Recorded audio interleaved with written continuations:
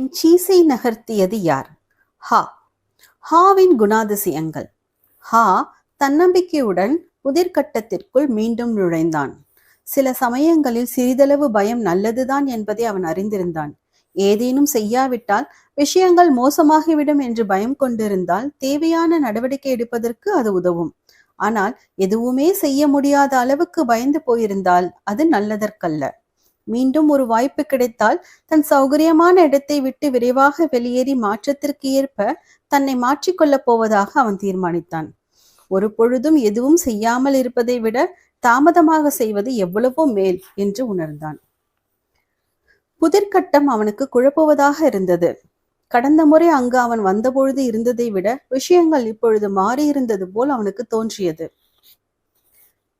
Cheese நிலையத்தில் இருந்த cheese இரவோடு இரவாக காணாமல் போகவில்லை என்பதை அவன் உணர்ந்தான். ஒருவேளை விஷயங்களை தொடர்ந்து கவனித்து வந்திருந்து மாற்றத்தை எதிர்பார்த்திருந்தால் சீஸ் காணாமல் போனது தன்னை ஆச்சரியப்படுத்தி இருக்காது என்பதை ஹா இப்பொழுது உணர்ந்தான். வலிமை குறைந்து பலவீனமாக இருந்த நிலையில் அவன் புதிர்கட்டத்திற்குள் செல்வதற்கு தான் பயப்படுவதை அறிந்தான். இருண்ட தாழ்வாரத்தின் வழியாக அவன் ஓட துவங்கிய பொழுது அவன் மெதுவாக புன்னகைத்தான். நான் ஏன் இவ்வளவு மகிழ்ச்சியாக உணர்கிறேன்? என்னிடம் எந்த சீஸும் இல்லை. நான் எங்கே சென்று கொண்டிருக்கிறேன் என்பது கூட எனக்கு தெரியாது. பின்னர் எப்படி நான் இவ்வளவு உற்சாகமாக உணர்கிறேன்? ஆம், ஒரு விஷயத்துக்காக முயற்சிப்பது எவ்வளவு குதூகலமானது என்பதை இப்பொழுது அவன் உணர்ந்து கொண்டிருந்தான்.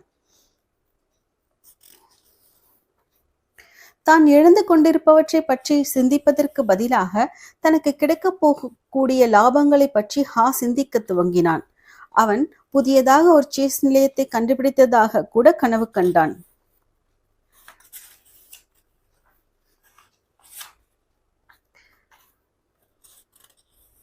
உங்கள் நம்பிக்கைகளை நீங்கள் மாற்றும் பொழுது உங்கள் நடவடிக்கைகள் மாறும் என்பதை அவன் இப்பொழுது உணர்ந்தான்.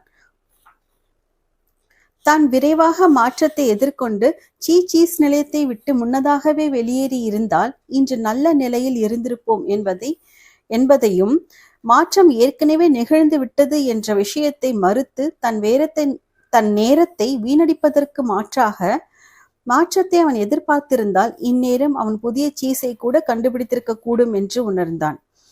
ஹா தன் கடந்த காலத்தை முற்றிலுமாக உதறிவிட்டு நிகழ்காலத்துக்கு ஏற்ப தன்னை பொருத்தி கொள்ள துவங்கினான்.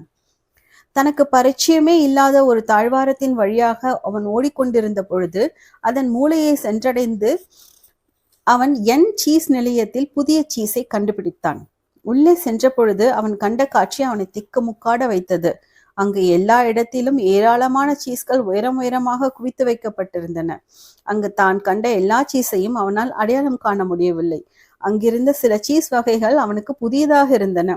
இது உண்மையா அல்லது கற்பனையா என்று அவன் ஒரு கணம் வியந்தான். பின்பு தனது பழைய நண்பர்களான ஸ்னிஃபையும் ஸ்கரியையும் அங்கு அவன் சந்தித்தான். ஸ்னிஃப் தன் தலையை அசைத்து ஹாவை வரவேற்றது. ஹா மகிழ்ச்சி பொங்க அதற்கு வணக்கம் தெரிவித்தான். ஹா புதிய சீஸ் நிலையத்தில் இருக்கும் சீஸுக்குள் குதித்தான். வயிறு நிறைய சாப்பிட்ட பின் ஒரு துண்டு சீஸை எடுத்து உயர்த்தி பிடித்தபடி மாற்றத்தை வரவேற்போம் என்று மகிழ்ச்சியாக கூவினான். மாறுவதற்கு தான் பயந்திருந்த பொழுது எப்பொழுதோ தீர்ந்து போய்விட்டிருந்த பழைய சீஸை பற்றி மாயையை கெட்டியாக பிடித்து கொண்டிருந்ததை அவன் உணர்ந்தான். எது அவனை மாற்றியது? பசியால் இருந்து விடுவோமா என்ற பயமா?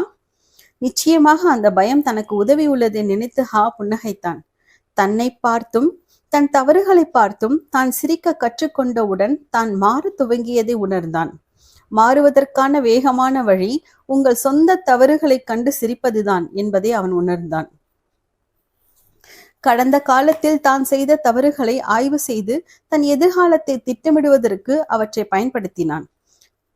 சௌகரியமான இடத்தை விட்டு வெளிவந்து தன் பயங்களை வெற்றி கொண்டு தன் சொந்த வழியை தானே கண்டுபிடித்தாக வேண்டும். வேறு யாராலும் அவனுக்கு உதவி செய்ய முடியாது என்று ஹா நினைத்தான். அல்லது அதை செய்யுமாறு வேறு யாராலும் அவனை கட்டாயப்படுத்த முடியாது.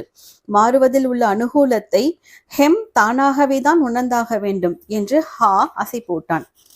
தனது சௌகரியமான இடத்தில் தனிமையில் ஒதுங்கி இருப்பதை விட உண்மையிலேயே தனக்கு இருக்கும் வாய்ப்புகளை பற்றி அறிந்து கொள்வது பாதுகாப்பானது என்று அவன் நினைத்தான்.